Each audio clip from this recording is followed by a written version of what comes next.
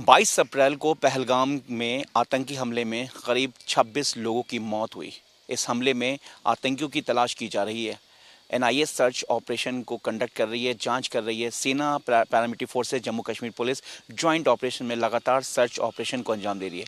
लेकिन आखिर इन सब के पीछे एक बेहद अहम नाम आ रहा है ओवरग्राउंड वर्कर्स का, जो इनको मदद करते हैं। वो ओवरग्राउंड वर्कर्स जिनकी मदद से इस आतंकी हमले को अंजाम दिलवाया गया। लेकिन इस वक्त हमारे साथ एक ऐसे शख्स हैं जो 1991 में उन्होंने मिलिटेंट को ज्वाइन किया था और सरहद उस पार गए थे, और कैसे उन्होंने मिलिटेंट से अपनी ज़िंदगी इंडियन आर्मी, पैरामिलिट्री फोर्सेस और जम्मू कश्मीर पुलिस के साथ मिलकर फिर उन्होंने अपने देश की सेवा की और कई मिलिटेंट को पकड़वाया। हम खुद बात करते हैं आरके, जिनका नाम राशिद खान है। राशिद खान, आप इस वक्त मिलिट्री की बात करें, पैरामिलिट्री फोर्सेस की बात करें या पुलिस की बात करें, उनके लिए आप एक हीरो से कम नहीं है। लेकिन आपकी पिछली ज़िंदगी की अगर हम बात करें तो ख़ुद आप बताते हैं कि 1991 में आपने मिलिटेंट थे और आपने ज्वाइन किया था। क्या थी पूरी कहानी? कहानी ये था कि जब यहाँ एडवर्टाइज़ हो गया कि श्रीनगर में सामान पहुँचा है और कुछ लोग मुजाहिद बन गए, उस वक़्त के लोग मुजाहिद बोलते थे मिलिटेंटों को, तो वहाँ पाकिस्तान से उन्होंने गन लाया है और वो गन बिल्कुल शॉर्ट गन है, 30 गोलियाँ उससे 1 मिनट में निकलता है। तो काफ़ी कश्मीरी लोग आगे बड़ा धूमधाम से एडवर्टाइज़ करने लगे कि कश्मीर अब आज़ाद होगा, वगैरह होगा, ये होगा। तो हम भी ध्यान देते रहे, इस तरह बात है। तो एक दिन आ गया, कोई ईदगाह में लोग जमा हो गए, तो वहाँ शव हो गया AK-47, और शव होने के टाइम उस पर 9 लाख रुपया लोगों ने डाले हैं एज गिफ्ट। जज्बात में आ गए। किस तरह का जज्बात? जज्बात ये थे कि हमारे नौजवान इतने तैयार हो गए, पाकिस्तान भी ये गए हैं, पाकिस्तान से इन्होंने गन भी लाया है, हमें पता नहीं है, और भारत के खिलाफ हो गए हैं, उस बात के लिए गन लाया था। तो उस वक़्त के लोग, इस वक़्त के लोगों में काफ़ी फ़र्क आया है। खुदा बेहतर जानता है, उस वक़्त ज़्यादा पढ़ा लिखा थे या आज पढ़ा लिखे मेरे ख्याल में ज़्यादा है, जो आज उतने ये ख्याल नहीं रखते हैं कि हम यहाँ से पाकिस्तान से मिलें। वो लोग आज नहीं है यहाँ, उस वक़्त थे कुछ लोग। तो हमें भी बहुत शौक़ हो गया कि हमें क्यों नहीं पता चला, हम भी जाएंगे वगैरह। तो आखिरकार यहाँ भी राब्ता किया उस वक़्त के JKLF के कमांडरों ने, तो हम भी तैयार हो गए। तो और हमें अपने दिल में ये ख्याल था कि ज़्यादा शौक़ था कि पाकिस्तान देखें हम, और पाकिस्तान से जब गन भी मिलता है, मिलिटेंट ज्वाइन करने से ज़्यादा शौक पाकिस्तान देखने के था। हाँ बिल्कुल। तो हमें ये पता नहीं था कि वहाँ क्या होगा, यहाँ क्या करेंगे, वहाँ क्या करेंगे, हमें वो पता नहीं था। ज़्यादा शौक़ था कि पाकिस्तान देखेंगे, पाकिस्तान के लोग कैसे हैं, पाकिस्तान कैसा है। तो उस शौक़ की वजह से हमने इनसे भी इनको भी यस किया और इनसे भी रब्ता किया। इन्होंने एक कोड नेम एक दिया हमें कागज़ पर लिख कर, क्योंकि वहाँ अगर वो न होता था तो वो वापस करते थे या गिरफ्तार करते थे, आप इंडियन जासूस हैं। जब यहाँ का एक स्लिप एक होता था, उस पर कोड नेम होता था, तो वो वहाँ ओके करते थे। मतलब आप लोगों का एक कोड होता था? कोड होता था। यहाँ जो चाहे कमांडर, यहाँ JKFT के कमांडर थे, JKLF के कमांडर देते थे या गिलानी साहब देता था। हाँ, जिस गिलानी साहब, बड़ा नाम ले रहे हैं आप। बहुत बड़ा नाम है भी, था भी, और JKLF से कनेक्शन भी था? ना वो नहीं था JKLF, उसका HM था, जैश था वगैरह, वो उन जमातों का था CAC लीडर। और उसको अगर ज़ुकाम होता था, अपना इंडिया उस पर 2 लाख रुपया खर्चा करता था, एम्स तक पहुँचाता था। तो ये भी है।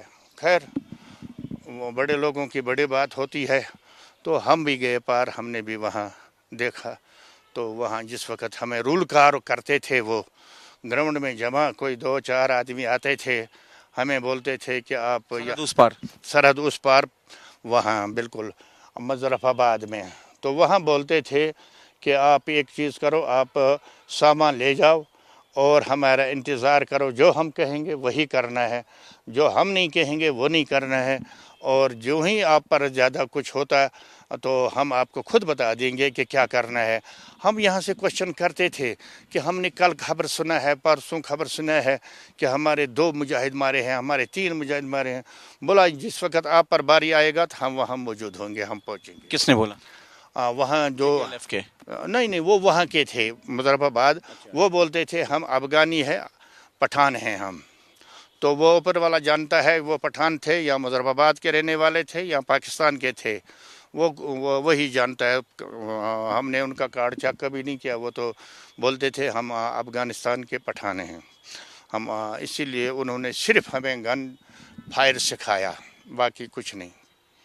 फिर कैसे आप भारत की तरफ लौटे और उसके बाद फिर आप भारत के लिए एक हीरो बन गए? वो वहाँ से जिस वक्त उन्होंने हमें ये कहा कि हम आपको बता देंगे क्या करना है, अगर आप अपनी मर्ज़ी से करोगे तो वो गलत हो जाएगा, जो हम कहेंगे वही करना है। और अगर आप पर हम ये क्वेश्चन कर रहे थे कि इतने बंदे मर रहे हैं वहाँ, बोला आप जाओ वहाँ, अगर आप पर बारी आएगा हम पहुँच गए, हम खुद लड़ेंगे आगे, आप घबराना नहीं। हमने सोचा शायद यहाँ हम आगे आगे तो पीछे पीछे वो भी आएंगे। जिस वक्त हम यहाँ आ गए, उन्होंने रुखसत यहाँ किया, 10-20 आदमी यहाँ रुखसत किए। तो जिस वक्त हम यहाँ क्रॉस करके पहुँचे अपने अपने घरों में, तो 2-2 4-4 पकड़ते हैं, मारते हैं, फौज, पुलिस, STF वगैरह। हमने परेशान हो गए हम, क्या अगर उन्होंने बोला था हम आएंगे कि नहीं आए, जवानी थी, खून गर्म था। तो इस दौरान मैंने काफ़ी कुछ हो गया, तो आखिरकार मैंने ये सोचा कि ये धोखा दे रहे हैं, बिल्कुल हमें आगे कर रहे हैं। एक काफ़ी अच्छे इंसानों ने भी यही राय दिया है कि एक गोली बख्तरबंद का गाड़ी क्रॉस नहीं कर सकता है, ये एक बुलेट प्रूफ शीशा क्रॉस नहीं कर सकता है, और ये एक पत्थर को 2 टुकड़े नहीं कर सकता है। किस तरह उन्होंने बोला बेवकूफ़ों ने, इस गन से यहाँ भारत निकलेगा, इतना फौज निकलेगा, क्या करेगा ये? 100 गोली आपके पास है, 3 मैगजीन, 90 गोली है, 90 गोली से भारत निकलेगा यहाँ? तो हमें सोच आ गया। तो फिर हमने पुलिस के साथ रब्ता किया और उस वक़्त के फ़ौज के साथ रब्ता किया, अफसरों के साथ। तो हमने बोला हम सरेंडर होते हैं। फिर मैंने एक 2-3 आदमी थे, हम 5-6 आदमी, हम सीधा डिब में आए, पुलिस स्टेशन पर आए, हमने बात किया और अपने अंडरग्राउंड जो अच्छे लोग हैं उनको पुलिस के पास भेजा है कि वो सरेंडर करना चाहते हैं, और डिब में भी भेजे, वो भी आगे डिब में उन्होंने बात किया। फिर हम उनके साथ आए और फिर हमने बात किया कि अब हम पूरा के पूरा सरेंडर हो जाएंगे। फिर यहाँ आपको सरेंडर करवाएंगे? हाँ, यहाँ सरेंडर हो गए हम। सरेंडर के बाद काफ़ी मैंने सरेंडर करवाया। उसके बाद कितने लोगों को आपने सरेंडर करवाया? मैंने सरेंडर करवाया है तकरीबन 400 450 लोगों को सरेंडर करवाया है। इससे मिलिटेंट आपसे नाराज़ नहीं हो गए? काफ़ी नाराज़ हो गया उस पर भी। उसके बाद मैं उस वक़्त इख्वान का मैं बिल्कुल बहुत पीक पर इख्वान था। उस वक़्त फिर मेरे मकान पर भी अटैक 2-4 बार हो गया है, पुलिस के पास FIR लगा है। अच्छा, नाराज़गी में मिलिटेंट की तरफ से, JKLF की तरफ से कोई भी न, हर एक मिलिटेंट। तो फिर एक दिन मिसाइल मेरे ऊपर चलाए, तो वो अफगानी थे, रेगुलर आर्मी, ये नहीं कि कुछ, ये यहाँ का पूरा पुलिस, CID विंग, सारे उनको फौज को पता है। अब अफगान का रेगुलर आर्मी का सूबेदार शेर खान था, वो खुद माइन बनाता था, खुद गाड़ी को उड़ाता था। वो मेरे घर में अटैक करने के लिए आया था, तो उसने फिर 3 मिसाइल चलाए हैं, एक नहीं चला है, तो फिर वो भी मारे गए शायद सब। तो अब आप मिलिट्री, यहाँ की पुलिस, सरकार की तरफ से आप एक अच्छा हीरो का काम कर रहे हैं कि आपने कई मिलिटेंट्स को पकड़वाया, सरेंडर करवाया। लेकिन क्या ऐसे में उस वक्त का पैटर्न की बात करें आतंकवाद के और अभी के पैटर्न की बात करें तो कितना फ़र्क लगता है राशिद खान? इस वक्त जो उस वक्त के थे वो थोड़ा मेरे ख्याल में अनट्रेन थे, और इतना फ़ौज यहाँ नहीं था, और वो 20-20, 30-30, 40-40 इकट्ठे चलते थे, और कोई भी प्रोग्राम खुद बनाते थे। कौन? JKLF? हाँ, JKLF हो या कोई भी तंजीम हो, सब एक साथ चलते थे? नहीं, अलग। JKLF के खिलाफ सब तंजीमें थी, अलबत्ता अलग अलग चलते थे। JKLF के साथ कभी मुठभेड़ भी होता था, आपस में क्रॉस फायरिंग भी होता था। अलबत्ता इस वक्त की मिलिटेंसी जो है ये खुफिया चलता है, उस वक्त ओपन चलते थे, क्योंकि रोड खुला था, रोड पर किसी जगह फ़ौज नहीं था, ग्राउंडों में फ़ौज नहीं था। स्कूल टीचर्स को कभी तंग करते थे, चंदा लेते थे। जितने भी मुलाजिम थे, चाहे जंगलात के, चाहे PHA के, चाहे इलेक्ट्रिशियन के, उनसे तनख्वाह पर चंदा लेते थे कि हाँ जी ये दे। अभी के और पहले के आतंकवाद में बड़ा फर्क है। अब आज खुफिया चलते हैं ज़्यादा, और आज इनको तरीके से चलाते हैं। काफ़ी जो अंडरग्राउंड समझते हैं ना सर, हाँ, अंडरग्राउंड लोग कुछ हैं जो इनको काफ़ी तरीके से चलाते हैं, जिसको आज ओवर ग्राउंड वर्कर्स कहते हैं। ग्राउंड वर्कर उस वक्त भी कहा जाता था। जी, उस वक्त हम अंडरग्राउंड या हम अपर ग्राउंड कहते हैं उनको। अच्छा, उस वक्त अपर ग्राउंड होता था। अपर ग्राउंड होता था, वो सिविलियन होता था। अलबत्ता उसको हम बोलते थे इधर से उधर तक रेकी करो, कोई फौज पुलिस तो नहीं है। वो आता था, बोलता था नहीं है, तो फिर हम चलते थे। और अभी के वक्त में over ground worker, over ground worker बोलते हैं। वो कुछ लोग हैं जो आज चलाते हैं, बड़े सोच समझ के उनको चलाते हैं। पहलगाम में जो हुआ 22 अप्रैल को 26 बेकसूर लोगों की जान गई। क्या आप खुद एक मिलिटेंट रह चुके हैं, उस वक्त की बात करें, क्या उस वक्त ऐसा कभी हुआ, ऐसा मासूमों को, पर्यटकों को जो कश्मीर आ रहे हैं? न हमने ये कभी सुना है कि किसी को कहें कि उनको मारो, न हमने आज तक ये देखा है कि इस तरह बेदर्दी से उनका जान लेना। बिल्कुल नहीं, ये बेदर्दी है, और ये जालिम लोग हैं। ये जानवर के बच्चे हैं, इंसान के बच्चे नहीं हैं। इनका कोई मजहब नहीं है। और लेकिन उस वक्त भी तो मिलिटेंट मारते ही थे। सच मान लो आप या झूठ मान लो, जो आपकी मर्जी है वो समझ लो।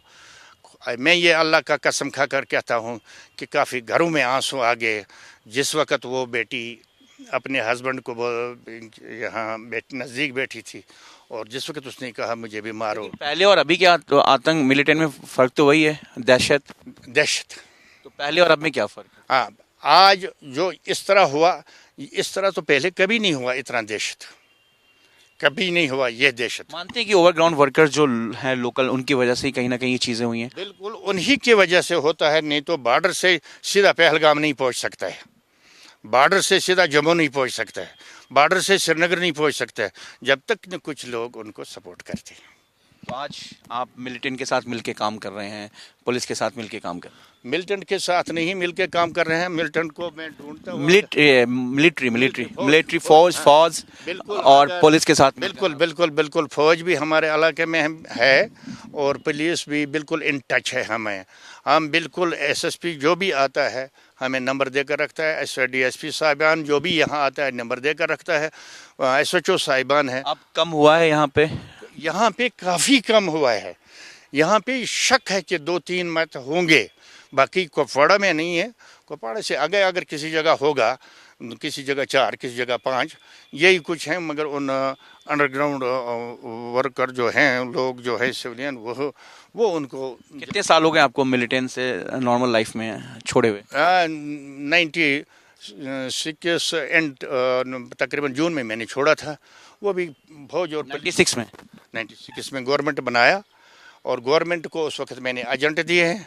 गवर्नमेंट अच्छा। सिविलियन नहीं आता था वोट डालने के लिए, एक कोई नहीं आता था वोट डालने के लिए। फिर फारूक अब्दुल्ला यहाँ आ गया डाक बंगले में, कोई लोग नहीं इसके नज़दीक आते थे। फिर मेरे को बुलाया, मैंने लोगों से बाजार से लाया यहाँ। मतलब फिर आप यहाँ पर एक आम नागरिक की तरह पुलिस को, फौज के लिए आप मददगार बने? बिल्कुल। और एक तो उसके तरफ, एक तो जो लड़के मेरे साथ थे उनके आज जवान बच्चे हैं, वो काफ़ी मुख्तलिफ जगह पर रहते हैं। देहातों पर भी रहते हैं, गाँवों में भी रहते हैं, प्लेन में भी रहते हैं। उनको इस वक्त भी थर है और डर है, अगर मिलिटेंट देखेगा तो मारेगा। वो अगर कहीं भी सुनते हैं मेरे को मैसेज देते हैं। लेकिन वो फिर भी इस वक्त अपने देश के लिए काम कर रहे हैं, अपने देश के लिए। वो मेरे को बोलते हैं, मैं इनको बोलता हूँ, फौज को, पुलिस को बोलता हूँ, और ये जो करें बाद में कार्रवाई करते हैं सिर्फ देश के लिए। ये थे हमारे साथ RK, जो कि एक वक्त मिलिटेंट थे, वांटेड थे, शरद उस पार भी गए थे, लेकिन अचानक कुछ ऐसा हुआ जो इन्होंने खुद अपनी ज़ुबानी बताया कि 1996 के बाद, उसके बाद ये देश के लिए, अपने भारत के लिए, भारत के फ़ौज के लिए, भारत की पुलिस के लिए, भारत के पैरामिलिट्री फोर्सेस के लिए मददगार बने। और इन्होंने खुद बताया कि इन्होंने कई मिलिटेंट को सरेंडर करवाया, कई को पकड़वाया, और किस तरीके से अब ये आतंकवाद के खिलाफ करें, इन्होंने खुद अपनी ज़ुबानी बताई।